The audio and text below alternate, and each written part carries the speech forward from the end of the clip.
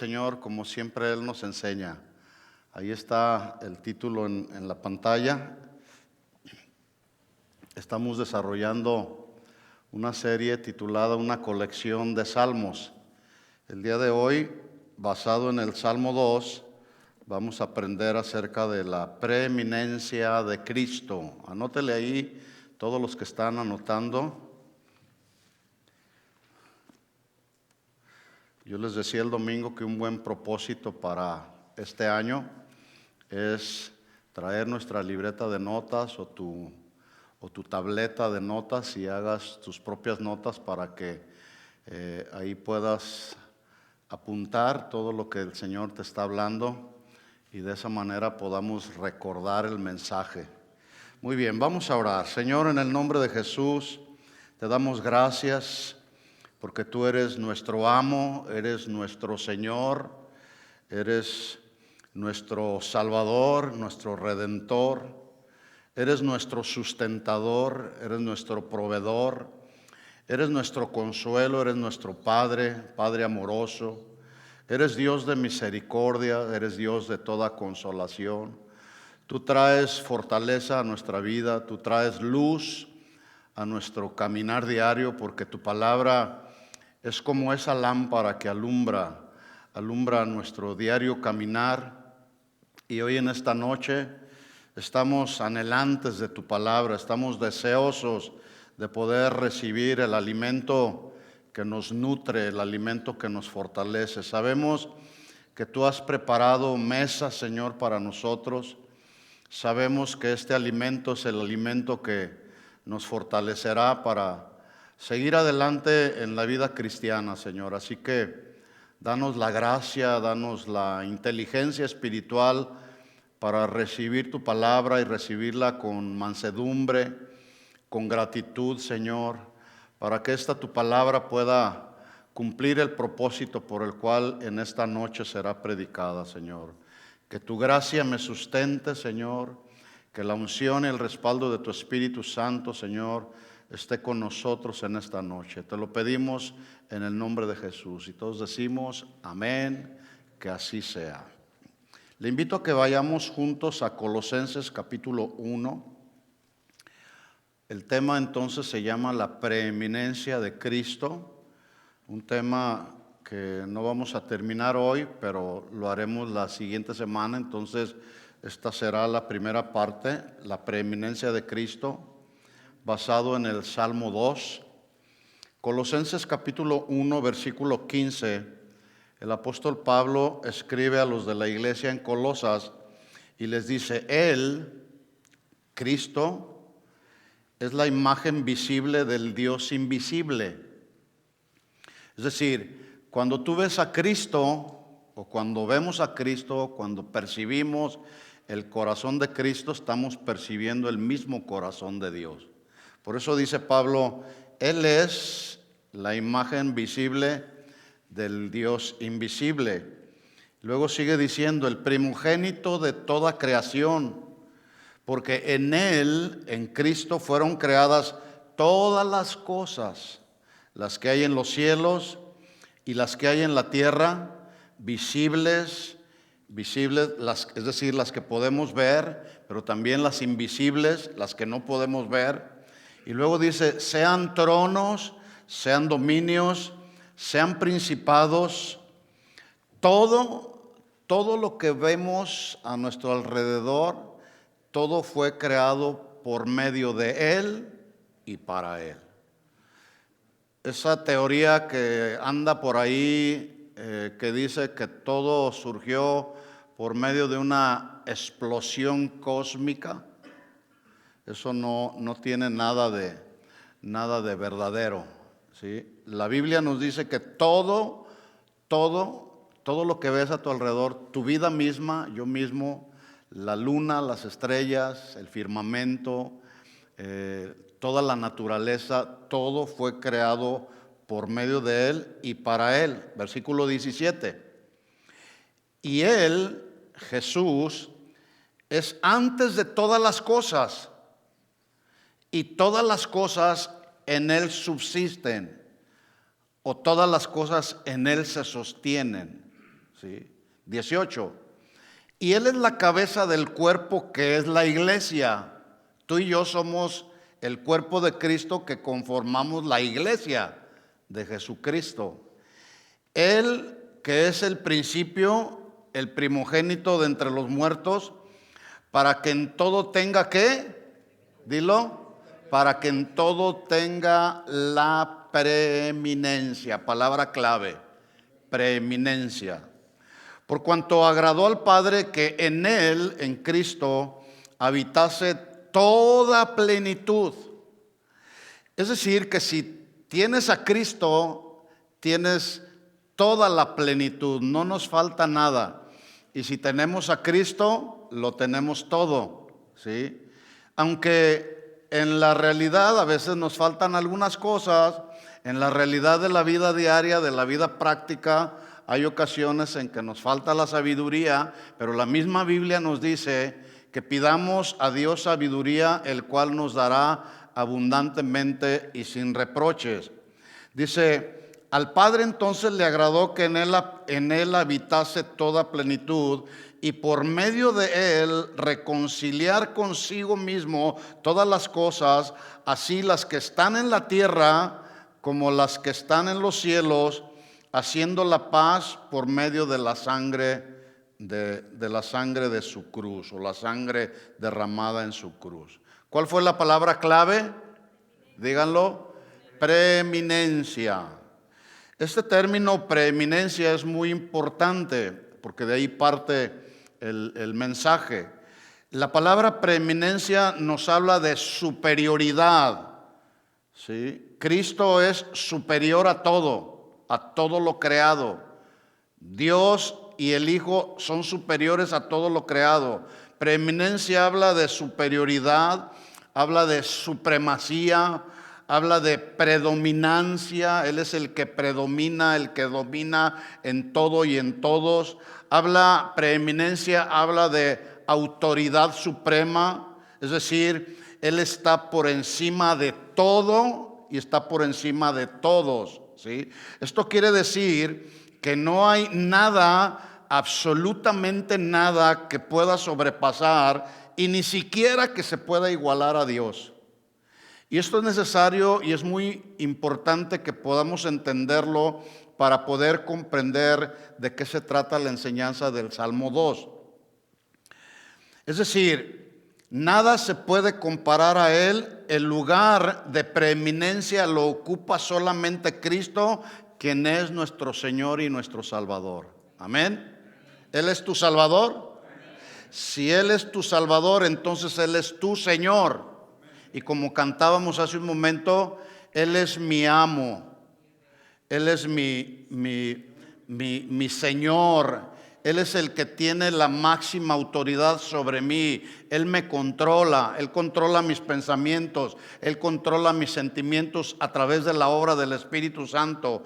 Pero el lugar de preeminencia, el lugar de máxima autoridad, el lugar de supremacía lo ocupa solamente Cristo, quien es nuestro Señor y nuestro Salvador. El mismo apóstol Pablo, hablando a los cristianos de la iglesia en Filipos, en el capítulo 2, les dice, y el versículo 8, Filipenses 2:8, anótalo ahí, dice, y estando Jesús en la condición de hombre, se humilló a sí mismo, haciéndose obediente hasta la muerte y muerte de cruz.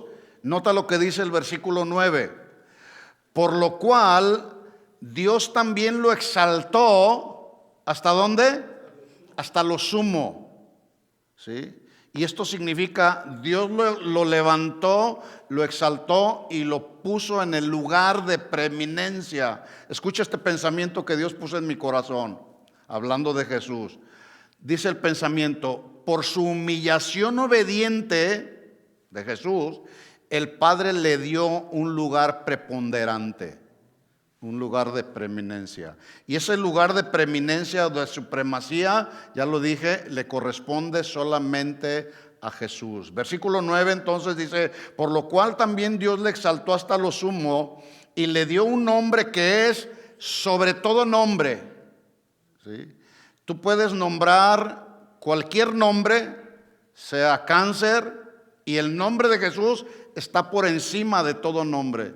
Tú puedes nombrar al político más prestigiado del mundo, pero el nombre de ese político, el nombre de Jesús está por encima de ese político, cualquiera que sea.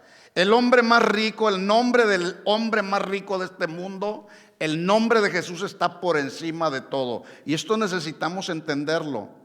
Dios lo exaltó hasta lo sumo y le dio un nombre que es sobre todo nombre, para que en el nombre de Jesús se doble toda rodilla de los que están en el cielo, en la tierra y debajo de la tierra, y toda lengua, tú y yo, nuestras palabras, nuestra lengua, toda lengua confiese. ¿Qué vamos a confesar? Que Jesucristo es el Señor, para la gloria de Dios el Padre. Dale un aplauso de alabanza a Él lo merece. Y es de eso precisamente de lo que habla el Salmo 2. Antes de continuar con o de introducirme en el estudio del Salmo 2, debo decirles lo que ya hemos mencionado para tratar de recordar un poco acerca de lo que hemos enseñado respecto al libro de los Salmos. Hemos dicho que este libro de los Salmos es conocido también como el libro que estudia todas las partes del alma. ¿Qué hay en el alma? Ahí en el alma están los pensamientos, está la voluntad, están los sentimientos y están las emociones. Y este libro, el libro de los Salmos, estudia todas esas partes del alma, porque es ahí donde se encuentran reflejados nuestros sentimientos, nuestras emociones, no solamente de confianza y de gozo en el Señor, sino también es ahí donde podemos ver salmos de arrepentimiento o actitudes o conductas de arrepentimiento, de tristeza, de angustia, de pruebas o de persecuciones. Todo este cúmulo de sentimientos y de emociones del ser humano podemos encontrarlo plasmado en diferentes salmos de este libro. Por ejemplo, en el Salmo 7, el contexto del Salmo 7 nos habla de que David es acusado injustamente. ¿Alguna ocasión te han acusado injustamente? Yo creo que a más de alguna ocasión nos han acusado injustamente. La pregunta es, ¿y qué hacemos cuando alguien nos acusa injustamente? Vamos a ver qué fue lo que hizo David en el Salmo 7, porque de su interior surgió un profundo clamor, pero un clamor que tiene dos sentidos. Yo veo dos sentidos en este clamor. Por un lado, su clamor tenía que ver con su confianza en la justicia de Dios. Y por otro lado, vemos una plegaria urgente, una plegaria intensa debido a la angustia por causa de la persecución injusta que estaba experimentando David. Así que si algún día eres acusado injustamente, número uno, confía en Dios y clama a Dios por su justicia. ¿Estamos de acuerdo? Eso fue lo que hizo David. Salmo 7:1 dice: Jehová, Dios mío. David reconocía quién era su Dios. Él no fue a poner una demanda contra sus acusadores. Él fue con Dios porque él sabía que era el único que podía rescatarlo. Jehová, Dios mío, en ti he confiado, por lo tanto, sálvame de todos los que me persiguen y líbrame. La conjugación gramatical del verbo he confiado, dice los libros de gramática, que este verbo he confiado está en pretérito perfecto, y es importante que podamos entender los tiempos en los que están conjugados los verbos para entonces poder entender lo que Dios nos está hablando acerca de un tema. Entonces, si parafraseamos las palabras de David, como este verbo está en pretérito perfecto, pudiéramos leerlo de la siguiente manera: Dios mío, así como en el pasado en ti he confiado, ahora en el presente seguiré confiando en ti. Por lo tanto, sálvame de todos aquellos que me persiguen, acusándome injustamente, y líbrame, Señor. Quiero decirles que la buena noticia es que siempre que David confió en el Señor y siempre que David clamó al Señor por su justicia, fue escuchado y fue liberado. Versículo 2 dice: no sea que desgarren mi alma cual león y me destrocen sin que haya quien me libre. No sé si usted sabía, pero en Apocalipsis capítulo 2 dice que el que acusa a los hermanos y lo hace de día y de noche, ¿cómo se llama? Se llama Satanás. Y Satanás usa personas para acusarnos injustamente. Hay que tener mucho cuidado. Pero nosotros, ya lo dije, debemos hacer lo que hizo David. Debemos vivir confiados en la justicia de Dios, teniendo la convicción de que uno de los atributos de Dios es precisamente su justicia. La Biblia dice que Él es justo, y no solamente Él es justo, Él ama la justicia. Y tarde o temprano, si alguien te ha defraudado, si alguien te ha acusado injustamente, si has experimentado alguna injusticia en tu vida, tarde o temprano el que es justo va a impartir su justa justicia sobre tu vida. Lo que tenemos que hacer es confiar en Él y clamar por su justicia.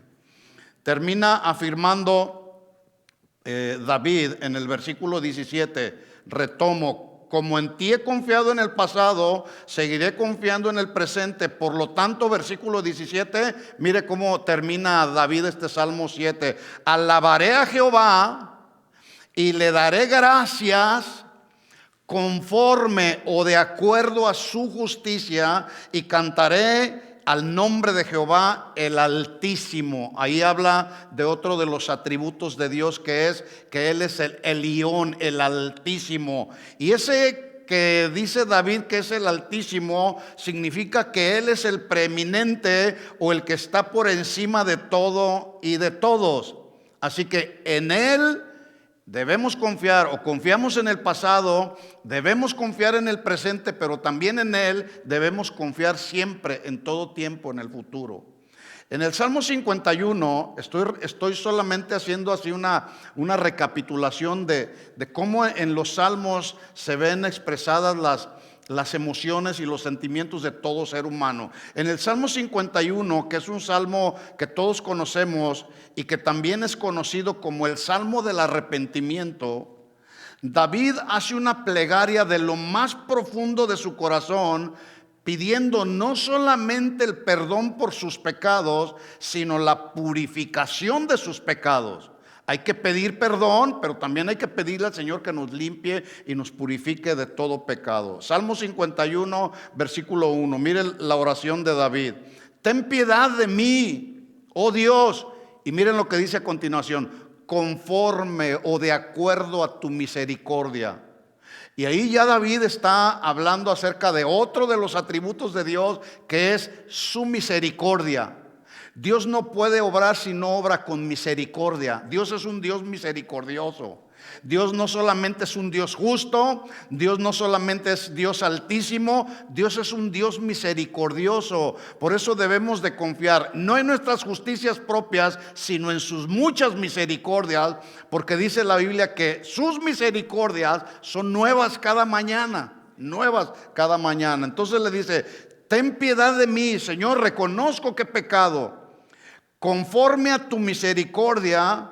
Y luego añade diciendo: conforme a la multitud de tus piedades, borra mis rebeliones, lávame más y más de mi maldad y límpiame de mi pecado. Pregunta: ¿David fue limpiado de todos sus pecados? ¿Todos sus pecados fueron borrados por el Señor? ¿Sí o no? Sí, así como fueron borrados y perdonados todos los pecados de David, pueden ser borrados y perdonados todos los pecados que nosotros cometemos, siempre y cuando vayamos con Él y nos arrepintamos de todo corazón. Amén. Así que cuando estudiamos y meditamos en el libro de los Salmos, nos damos cuenta que es ahí donde quedó la constancia y la manifestación no solo de las emociones, sino de todo tipo de experiencias humanas por las que todos atravesamos. Así que hemos venido seleccionando algunos salmos que nos ayuden a conformar precisamente una colección de salmos que nos sean de utilidad para no solamente evaluar nuestra condición espiritual. Cuando tú y yo nos exponemos a la lectura y meditación de los salmos, nos estamos exponiendo para a través de ellos ver nuestra condición espiritual, como sucedió con David. David pudo ver que en su vida había pecado, por eso él procedió al arrepentimiento. Entonces, en esta colección de salmos nos ayudan a evaluar nuestra condición espiritual, pero también es como un laboratorio donde podemos ensayar lo que estaremos haciendo allá en la presencia del Señor por toda la eternidad, que es expresarle alabanza y adoración a nuestro Creador. ¿Qué tenemos que hacer? El libro de los Salmos nos enseña a expresarle alabanza y adoración a nuestro Creador, y en algunas ocasiones lo hacemos con gritos de júbilo. Yo pensé que iban a gritar. Como hace un momento nos llamaban, dale un grito de júbilo al Señor. Muy bien. También esas son expresiones de alabanza, de adoración a nuestro Creador, pero también lo hacemos con aplausos de reconocimiento, porque Él es Dios, Él es Señor, Él merece nuestra celebración. Pero también lo hacemos con cantos de danza, como lo hacía David. Y David cantaba, y no solamente cantaba, sino danzaba. Así que hoy vamos a estudiar pues el Salmo 2, y ahí aprenderemos acerca del reino de Dios, que es supremo, es soberano, es predominante y no puede ser conmovido por nada ni por nadie. Por nada ni por nadie el reino de Dios puede ser sacudido o conmovido. Cuando estudiamos el mensaje del Salmo 1, el cual hace un contraste entre el camino del justo y el camino del pecador, esto ya lo estudiamos en el Salmo 1, dijimos que tanto el Salmo 1 como el Salmo 2 son como la puerta de entrada al templo donde se cantan las alabanzas a nuestro Creador, porque el Salmo primero magnifica la palabra de Dios, pero el Salmo segundo magnifica precisamente la preeminencia o la supremacía de Jesús como el Mesías. También dijimos que ningún tipo de alabanza o de adoración, ningún tipo de ruego o de súplica o de clamor serán aceptables en la presencia del Señor a menos que tengan estos dos elementos: Jesucristo y la palabra de Dios. Por eso es que cuando oramos lo hacemos de acuerdo a la palabra, pero también lo hacemos en el nombre de Jesús.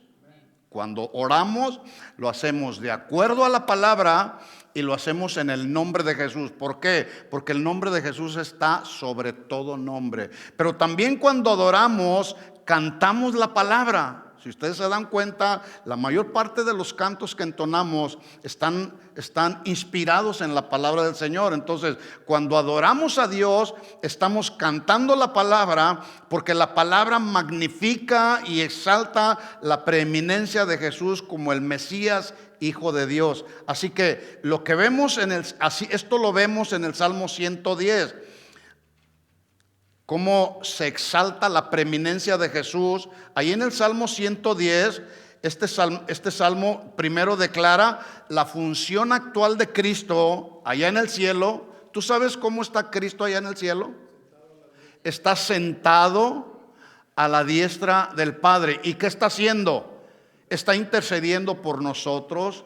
Él es nuestro abogado, Él es nuestro intercesor. Aquí en la tierra tenemos al Espíritu Santo que nos ayuda también como nuestro abogado, y allá en el reino de los cielos tenemos a Cristo también intercediendo por nosotros. Entonces, en el Salmo 110 podemos notar cómo este salmo nos muestra la función de Cristo sentado en ese lugar de preeminencia a la diestra del Padre. Y en segundo lugar, vemos en el Salmo 110 la función futura de Cristo como Rey soberano de toda la tierra. Dice el Salmo 110, versículo 1: Jehová dijo a mi Señor, hablando de Jesús, siéntate a mi diestra. ¿Hasta cuándo? Futuro. hasta que ponga a tus enemigos por estrado de tus pies. Así que en el Salmo 1 vemos, atención aquí, en el Salmo 1 vemos a un hombre perfecto que está representando a Jesús como el último Adán, el cual en sus días en la tierra nunca Jesús anduvo ni en consejo de malos, ni en camino de pecadores. Anduvo en medio de los pecadores, pero no siguió el pecado de los pecadores. No anduvo en el camino de los pecadores, ni en silla de los burladores se sentó. En contraste con el hombre perfecto del Salmo 1, que ya dije representado por Jesús, ahora en el Salmo 2 vemos a ese Adán que se rebeló allá en el Edén y desobedeció a Dios, aprobó lo que Dios le dijo que debía desaprobar, y su descendencia, todos los que nacemos y venimos a este mundo, venimos con lo que se conoce como el pecado transferido o el pecado imputado por causa y el resultado del pecado y la desobediencia de nuestros padres Adán y Eva allá en el Edén. Entonces toda la descendencia caída, asimismo, hasta que Cristo nos salva y nos rescata, pero caminamos en rebeldía, también caminamos en desobediencia, hasta que no viene Cristo y empieza a cambiarnos. Por eso es que cuando nace un bebé y va creciendo el bebé, tú no le enseñas al niño a desobedecer, porque ya la desobediencia la traen de fábrica. Les enseñamos ¿a qué? A obedecer, porque así nacimos, con ese espíritu de desobediencia. Ahora, esta descendencia de Adán, todos los hombres que no han sido santificados y salvados a través del sacrificio de Cristo, desafían la suprema o la supremacía y la predominancia y el señorío de Cristo. Y lo que encontramos en el Salmo 2, todavía no entramos ahí, lo que yo veo ahí en el Salmo 2 es así como una sinopsis o un informe condensado de la historia del mundo y su pésima condición espiritual. Lo vamos a ver ahí en el Salmo 2.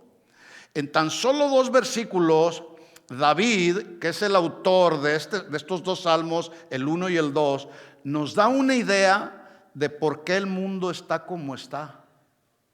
¿Tú sabes cómo está el mundo? ¿Cómo está el mundo? Les pregunto. Desordenado, depravado, rebelde, ¿sí? Así está el mundo. Y tengo que decirles que el panorama que presenta David en el Salmo 2 no es muy agradable debido a la decadencia moral y espiritual de los seres humanos, que ha venido esa decadencia a manifestarse a través de la historia de la humanidad. Y tristemente la historia de la humanidad a través de las diferentes generaciones, escuchen esto, ha ido cada vez de mal en peor, ¿sí o no? Y esta decadencia moral y espiritual de la humanidad ha producido a través de las diferentes generaciones la multiplicación de la maldad en la tierra, como Jesús lo profetizó en Mateo capítulo 24, que en la medida que se acercara cada vez más su segunda venida, que era lo que iba a suceder y lo íbamos a ver frente a nosotros mismos, sería la multiplicación de la maldad. Y ya lo estamos viendo. ¿Sí estás viendo la multiplicación de la maldad?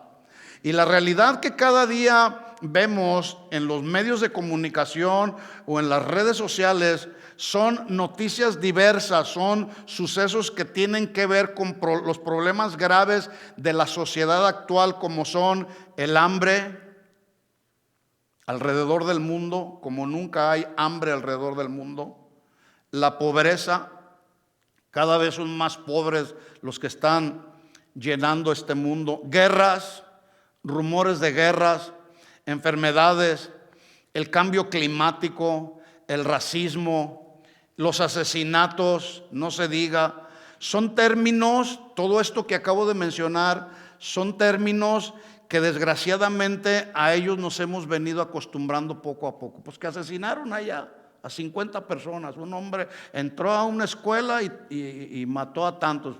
Y como que en nuestra mente nos vamos acostumbrando a todo este tipo de asuntos. Por ejemplo, ¿usted sabe cuál es el primer asesinato que la Biblia registra?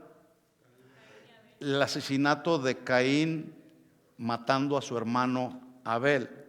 Pero como ya dije que la maldad se ha ido multiplicando, pasan los años, los días, las generaciones, y hoy por hoy, solamente aquí en Estados Unidos, hay más de 80 asesinatos violentos cada día. Es decir, que al terminar este día, 80 personas se fueron de este mundo.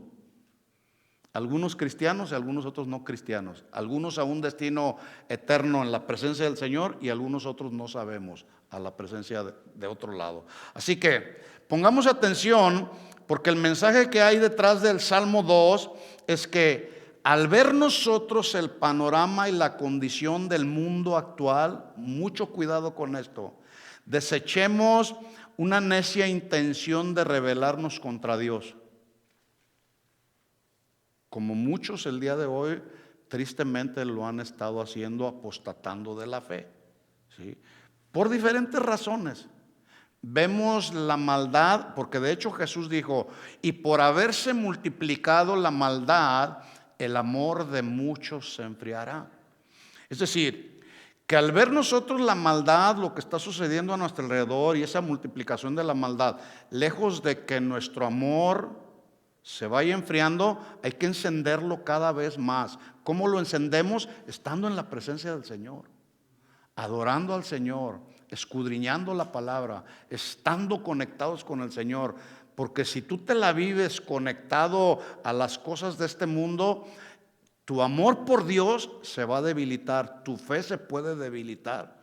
Entonces, el Salmo 2 nos habla de que cuando miramos el panorama de la condición actual del mundo, nosotros deliberadamente, con la autoridad y la convicción que tenemos en Cristo, desechemos la intención de rebelarnos contra Dios, por un lado, y por otro lado, que vivamos en obediencia, en integridad, en santidad y en sabiduría para Dios. Así que, después de esta breve introducción, ¿estamos listos para entrar en el estudio del Salmo 2? ¿Están listos? Ok. El Salmo 2 es como una canción que está compuesta de 4 estrofas. Y de estas 4 estrofas yo pude destacar 4 puntos principales. Hoy solamente vamos a tratar el primero.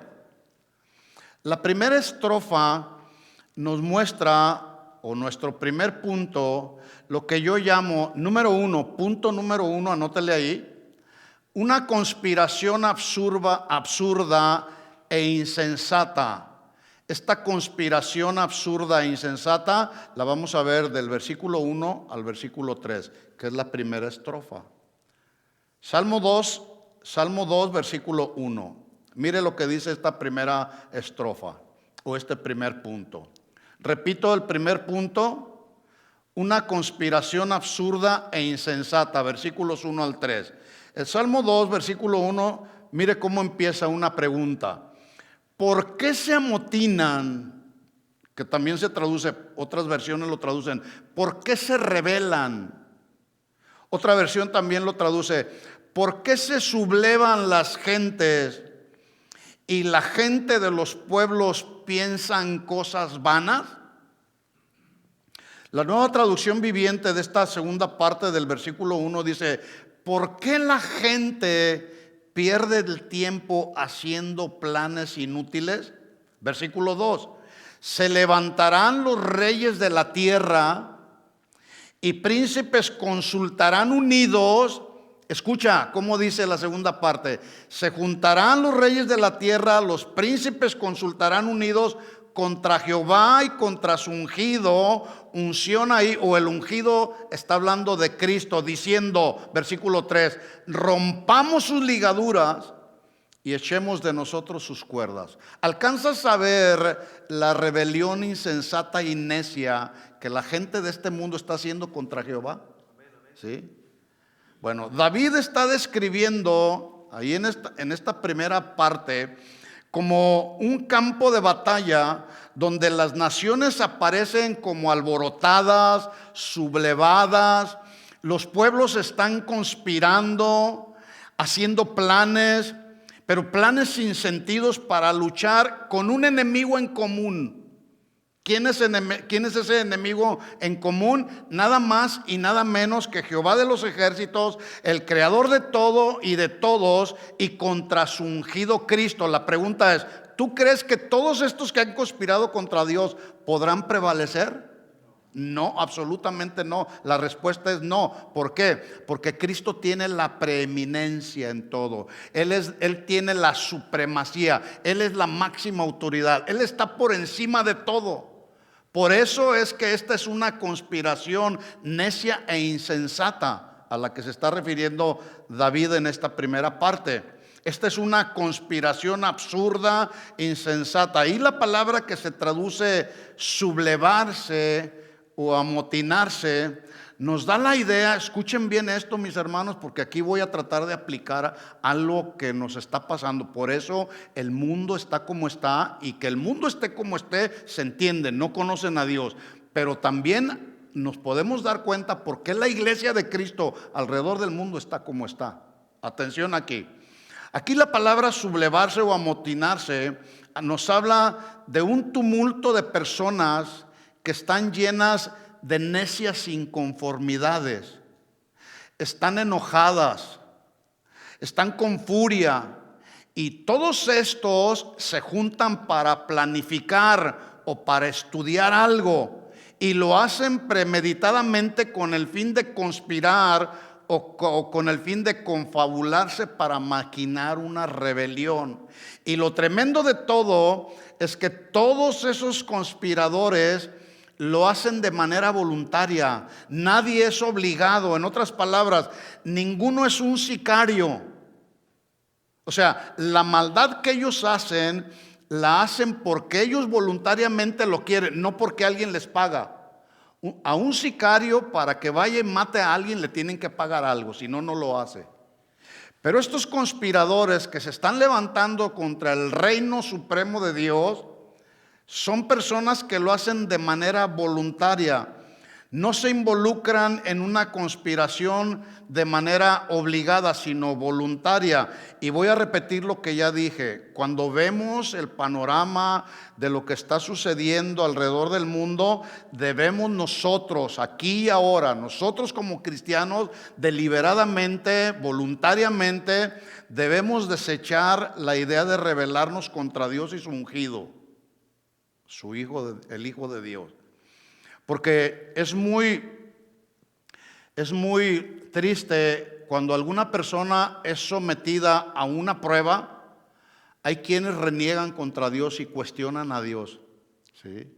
Y Dios siempre va a permitir que sucedan situaciones en nuestra vida. Yo lo he dicho antes, nos lo enseñaron el domingo, para que por medio de las pruebas nuestro carácter se ha formado y se conforme cada vez más al carácter de Cristo. Entonces tenemos que ser muy cuidadosos. Por eso yo les decía, necesitamos estar conectados con el Señor, porque al ver la maldad que se ve a nuestro alrededor, quizá a lo mejor no ha llegado el sufrimiento a tu casa, a tu familia, pero si eventualmente llega, la pregunta es, ¿qué vamos a hacer? ¿Vamos a cuestionar a Dios? ¿O vamos a confiar en Él, en su justa justicia, y clamar a Él para que Él nos libre, como lo hizo David? Por otro lado, debemos ser cuidadosos también de caminar en obediencia a su palabra, desarrollar en lo más posible integridad de corazón en todo lo que hacemos, vivir en santidad, pidiéndole cada día sabiduría y siempre sometidos a la voluntad del Señor. Estamos iniciando un año y estos son buenos planes que tú y yo debemos proponer en nuestro corazón, llevarlos a la práctica. ¿Por qué digo esto? Porque de esa conspiración absurda, necia, insensata, escucha, de esa conspiración necia e insensata, tristemente tengo que decirlo, se ha infectado el cuerpo de Cristo, representado alrededor de todas las iglesias alrededor del mundo. La iglesia se ha infectado de esa conspiración absurda, y esto lo vemos sucediendo cada vez más en la actualidad. Y lo triste es que el cuerpo de Cristo cada vez más está mutilado y cada vez está más fragmentado. Pero lo más trágico es que el mismo cuerpo de Cristo alrededor del mundo, que somos los que representamos la iglesia, no solamente está mutilado, pero lo que ha mutilado el cuerpo de Cristo ha sido el mismo cuerpo de Cristo. Es como, ¿quién se atrevería en su sano juicio a mutilarse una mano? Nadie. Literalmente nadie lo hace. Pero a veces nosotros mismos, como parte del cuerpo de Cristo, nos cortamos, nos mutilamos, nos fragmentamos los unos a los otros. Por eso dije, ese espíritu que hay allá en el mundo de conspiración, de maldad, se está metiendo a la iglesia. Por eso este es un mensaje de advertencia para cada uno de nosotros, de caminar en integridad, de caminar en obediencia al Señor. Que no venga el enemigo, el acusador de los hermanos, a meter pensamientos equivocados que nos puedan llevar a rebelarnos contra Dios. El cuerpo de Cristo que está siendo mutilado por el mismo cuerpo de Cristo, es lo que se ha visto desde la antigüedad, pero que tristemente seguimos viendo en la actualidad. ¿Recuerdan ustedes la conspiración con la que iniciaron Aarón y María contra Moisés? Números 12.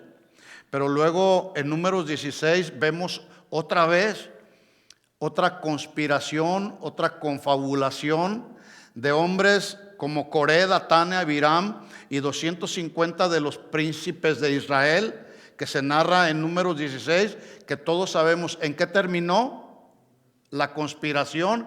Dice la Biblia en Números 16:32, que abrió la tierra su boca y se los tragó a todos, y en 2 días murieron casi 15,000 personas. ¿Todo por qué? Por la rebelión que surgió en el corazón del pueblo de Dios. Y si pasó en el pasado o sucedió en el pasado, puede suceder en el presente, y está sucediendo en el presente. Entonces aquí, si pensamos por ejemplo en la conspiración de Aarón y María, o en la conspiración de Coré, Datán y Abiram, la pregunta para nosotros es: ¿contra quién realmente fue la conspiración y la rebelión? ¿Contra Moisés o contra Dios? Contra Dios, ¿sí? Pero como el reino de Dios es inconmovible, es supremo y es soberano y es predominante y no puede ser conmovido por nada ni por nadie, siempre el reino de Dios prevalecerá. Si tú y yo nos mantenemos bajo el gobierno del reino de Dios, el reino de Dios nos va a defender, el reino de Dios prevalecerá. Por eso es que cada día debemos orar: Señor, que venga tu reino y tu reino prevalezca en nuestras vidas. Cuando Jesús enseñó acerca de la oración en Mateo capítulo 6, versículo 9, Él dijo: vosotros pues oraréis así. Y noten ustedes que no es una vana repetición esta oración, como luego solíamos hacerla en otro tiempo. Esta oración modelo que Jesús enseñó tiene mucha riqueza espiritual. Él dijo: ustedes pues orarán así. Número 1, Padre nuestro que estás en el cielo, santificado sea tu nombre. Mira lo que dice el versículo 10: y venga tu reino, y hágase tu voluntad, como se hace en el cielo, así también en la tierra. ¿Cómo crees que se hace la voluntad de Dios en el cielo? ¿Cómo es? Les pregunto. La voluntad de Dios en el cielo es perfecta. Y así como la voluntad de Dios ahí en el cielo es perfecta, así debería de ser en la tierra. A eso se está refiriendo. Así que Jesús dice: oren de esta manera: venga tu reino y hágase tu voluntad. como en el cielo, así en la tierra. En otras palabras, el Padre envió su reino a la tierra en la persona de Jesús, para que su reino en nosotros nos impulse a hacer su voluntad. Si Jesús es el Señor de tu vida y el reino de Dios llegó a tu corazón, entonces tú y yo somos responsables y somos llamados a hacer la voluntad de Dios. Y no siempre, cuando Dios nos pide hacer algo, no siempre nos gusta hacerlo. Especialmente cuando se trata de perdonar a alguien que ha actuado injustamente contra nosotros. El Señor dice, perdónalo, esa es mi voluntad. Señor, pero tú sabes lo que me hizo. Sí, ¿tú crees que el Señor no sabe? El Señor sabe todo lo que nos sucede a nosotros. Pero si el reino de Dios está en tu corazón, entonces ese reino de Dios en la persona de Cristo, por su Espíritu Santo, nos debe de impulsar a hacer su voluntad. ¿Cuántos quieren que el reino de Dios gobierne sus vidas? Yo quiero que cada día el reino de Dios gobierne mi vida, para no desviarme, para no salirme de los caminos del Señor. Y en ese sentido, entonces, cada día yo pueda caminar en la voluntad perfecta de Dios. Así que cuando Dios establece su reino y delega su autoridad en alguien, no hay nada ni nadie que lo pueda derribar. Dios te ha delegado una responsabilidad en tu casa, por ejemplo, como la cabeza del hogar. Este principio de conspiración, lo que hicieron Aarón y María, lo que hicieron Datán y Abiram, lo que se ve también que hacen otros personajes en la Biblia, esto se puede aplicar también en el hogar, cuando luego los hijos se rebelan contra los padres. ¿Sí? Se están rebelando, en realidad no se están rebelando contra papá y mamá, se están rebelando contra Dios. Porque Dios fue quien los estableció en el hogar como la autoridad. Así que a los jóvenes, por eso la Biblia dice, obedeced a vuestros padres en todo. Y luego los padres les dice, y ustedes padres no provoquen a ira a sus hijos. ¿Se fijan cómo son responsabilidades compartidas? Así que cuando Dios establece su reino y delega autoridad en alguien, no hay nada ni nadie que lo pueda derribar. Este principio también aplica en el trabajo. La máxima autoridad es tu jefe de trabajo. A él hay que respetarlo, porque si tú empiezas a conspirar ahí y empiezas a juntar y a murmurar y a hablar ahí con tus compañeros acerca de situaciones que posiblemente puedan estar molestando tu vida, mucho cuidado, porque estamos atentando contra las autoridades que Dios ha puesto sobre nosotros. Y la Biblia dice que todas las autoridades son puestas por Dios. Y el que no se somete a las autoridades, a lo establecido por Dios, se rebela. Entonces, mucho cuidado.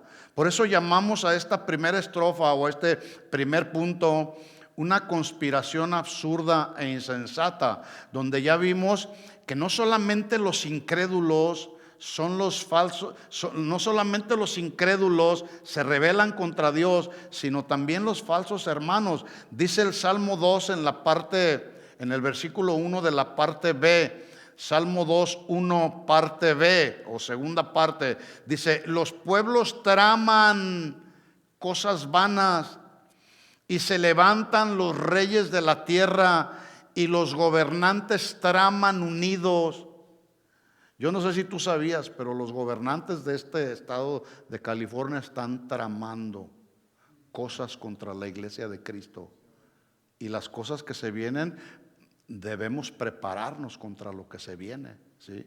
¿Qué es lo que traman? Bueno, según el Salmo 2, traman cómo frenar o neutralizar el avance del reino de Dios en el mundo. Y aunque en muchos aspectos este mundo está fragmentado y no se diga políticamente, debo decirles que en lo que se refiere a detener el avance del reino de Dios en el mundo, todos no solamente se han unido, sino que se han confabulado. Y se han confabulado contra el Señor y contra su ungido. Todos tienen una unidad de pensamiento. Todos siguen un mismo propósito. ¿Cuál es el propósito? Neutralizar el avance del reino de Dios en la tierra. Por eso yo quiero animarles a todos nosotros que sigamos predicando la palabra a donde quiera que vayamos. Este trabajo no es un trabajo solamente de los hermanos que están saliendo a evangelizar. Este es un trabajo de todos.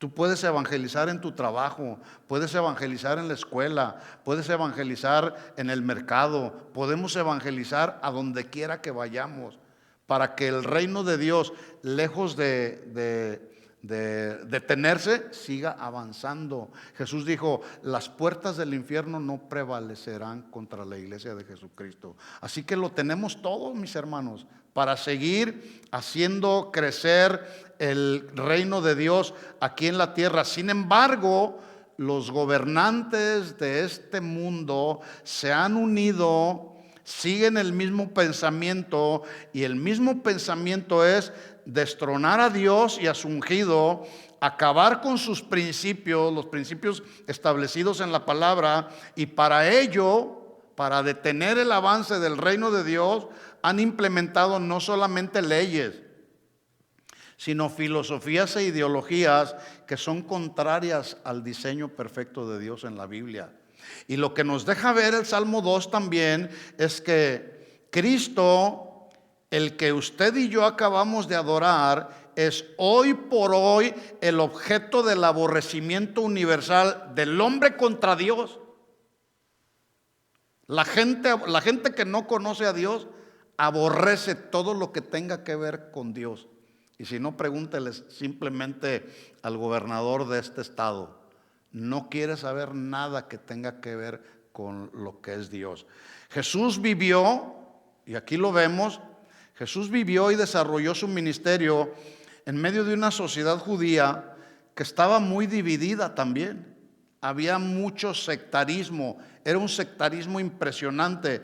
Ahí en el tiempo de Jesús estaban los fariseos, estaban los saduceos, estaban los herodianos. Y escuchen esto, estos tres grupos, cada uno creía lo suyo propio, estaban divididos, no se toleraban los unos a los otros, ¿sí?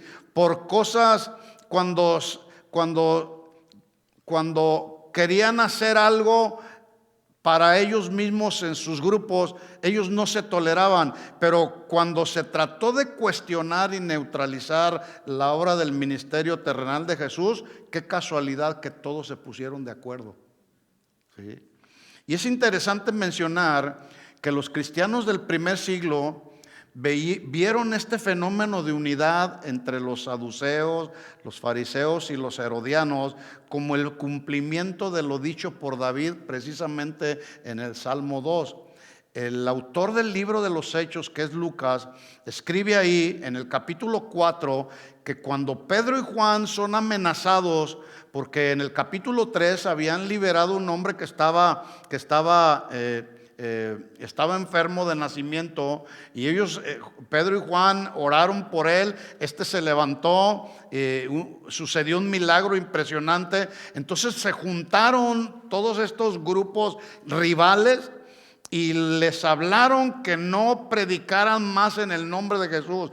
Y la iglesia se levantó, oraron de acuerdo al Salmo 2. Dice Hechos capítulo 4, versículo 24, dice: y ellos, habiendo oído lo que había sucedido, que habían pretendido frenar a Pedro y a Juan, que no siguieran predicando de Jesucristo, se juntaron todos los fariseos, todos los saduceos. Dice, habiendo oído, alzaron unánimes la voz a Dios. Noten ustedes que no hicieron una marcha para tratar de cuestionar por qué habían amenazado a Pedro y a Juan. Levantaron en oración unánimes la voz a Dios y dijeron: soberano Señor, tú eres el Dios que hiciste el cielo y la tierra, el mar y todo lo que en ellos hay, que por boca de David, aquí viene el texto, Salmo 2, que por boca de David tu siervo dijiste: ¿por qué se amotinan las gentes y los pueblos piensan cosas vanas? Se reunieron los reyes de la tierra y los príncipes se juntaron en uno contra el Señor y contra su Cristo, porque verdaderamente se unieron en esta ciudad contra tu santo Hijo Jesús, a quien ungiste. Mira los que se unieron: Herodes, Poncio Pilatos, los gentiles, el pueblo de Israel. Versículo 28, para hacer cuanto tu mano y tu consejo habían antes determinado que sucediera. Versículo 29, y ahora, Señor, están orando, mira sus amenazas y concede a tus siervos que con todo denuedo hablen tu palabra. Esa palabra denuedo significa que con toda libertad, que con toda autoridad hablemos la palabra. Por eso vuelvo a repetir lo que ya dije. Hermanos, no dejemos de hablar con denuedo, con autoridad, con arrojo, con perseverancia la palabra de Dios. Versículo 30, mientras extiendes tu mano, Señor, para que se hagan sanidades y señales y prodigios mediante el nombre de tu santo Hijo Jesús. Y cuando hubieron orado, el lugar en el que estaban congregados, ¿qué pasó? Empezó a temblar, y todos fueron llenos del Espíritu Santo y hablaban, ¿qué? Con denuedo la palabra de Dios. Hermanos, necesitamos un derramamiento del Espíritu Santo que pueda remover nuestro ser interior, posiblemente la apatía o la negligencia que luego tenemos en nuestro corazón y que nos impide hablar con libertad la palabra del Señor. Oremos que el Espíritu Santo nos llene cada día para que en ese sentido hablemos con denuedo la palabra del Señor. Concluimos pues esta primera parte del Salmo 2. Así que como el reino de Dios es inconmovible, es supremo, es soberano, es predominante, nada, absolutamente nada, ni por nadie podrá ser conmovido. Siempre el reino de Dios prevalecerá en todo, porque en todo Jesús tendrá siempre la preeminencia.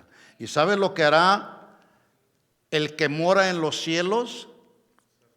Nuestro Dios, el que es todopoderoso, ¿sabe lo que va a hacer cuando todos estos se confabulen para ir contra Dios y contra su ungido? Dice el Salmo 2, versículo 4, que el que mora en los cielos, ¿qué va a hacer? Se va a reír. Y el Señor se burlará de ellos. ¿Sí?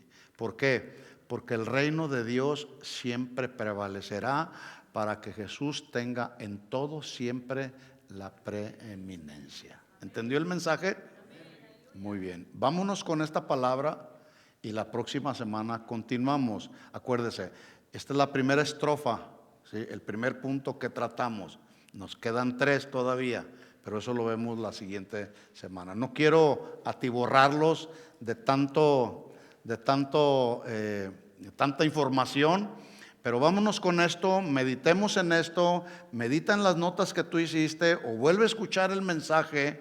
Y el llamado para nosotros es que no se nos ocurra eventualmente en un momento dado, en un momento de presión, rebelarnos contra el Señor. Más bien, caminemos en obediencia a su palabra, caminemos bajo la voluntad de Dios, pidamos que el reino de Dios venga a su vida y entonces que se haga su voluntad en cada uno de nosotros.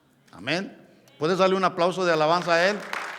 Vamos a orar y vamos a ponernos de pie y terminamos orando unos y otros. Padre, en el nombre de Jesús, levanta tus manos al Señor si quieres hacerlo ahí en tu lugar y dile: Señor, aquí está nuestra vida. Señor, gracias por hacernos parte de tu reino, por hacernos parte de tu iglesia, el cuerpo de Cristo, Señor. Oh Dios, en el nombre de Jesús pedimos que tú nos libres, Señor, de todo pensamiento, de toda confabulación insensata, Señor. No queremos, Señor, que tú nos encuentres rebelándonos contra ti. Más bien, el anhelo de nuestro corazón, Señor, es que tú nos encuentres haciendo tu voluntad, caminando en integridad, buscando cada día la santidad, llenándonos cada día con tu presencia, y que tu Espíritu Santo controle, Señor, nuestros pensamientos, nuestros sentimientos y nuestras emociones, para que todo lo que hagamos, Señor, te dé honra y te dé gloria. En el nombre de Jesús, Señor, aquí estamos, Padre. Gracias te damos por tu palabra. Gracias, Señor, porque aún a pesar de que la maldad se ha multiplicado en este mundo, nosotros perseveraremos hasta el final, Señor, hasta que podamos llegar a tu reino. Y al llegar allá a tu reino, tú puedas decirnos: bien, buen siervo y fiel, en lo poco que estuviste en este mundo, en lo mucho te pondré acá en mi reino. Cuando tú escuches esa palabra, el Señor te va a poner en lo mucho, entrando ahí a su reino. Gracias, Señor, porque queremos escuchar esas palabras de bendición para nuestras vidas, Señor. Llévanos con bien, llévanos con gozo, Señor, que podamos descansar en esta noche, y mañana al levantarnos podamos siempre ser agradecidos, podamos siempre estar en contacto contigo, Señor, estar en un mismo pensamiento contigo, en una misma oración, en una misma adoración, Señor, para que cuando se presente cualquier tentación, Señor, podamos ser librados, podamos confiar en ti como lo hizo David, Señor, y podamos clamar a ti por tu justicia soberana, Señor. A ti damos toda la gloria, damos toda la honra. Guarda nuestras vidas, guarda nuestras familias, Señor. Llévanos con bien hasta nuestro hogar, Señor, y que cada día nuestra vida te agrade en todo. Te lo pedimos todo esto en el nombre de Jesús. Y todos decimos amén y amén. Dale otro aplauso de alabanza a Él. Gracias, Señor, por tu palabra. Llévanos con bien hasta nuestra casa, Señor. Amén. Si usted no tiene que irse, tenemos café allá en el gimnasio. Puede tomar un tiempo para compartir, convivir, comentar y hacer la relación fraternal entre hermanos. Que Dios les bendiga a todos. Nos vemos el domingo, las mujeres, el sábado a las 10 de la mañana y el domingo a la 1 de la tarde. Que Dios les bendiga a todos.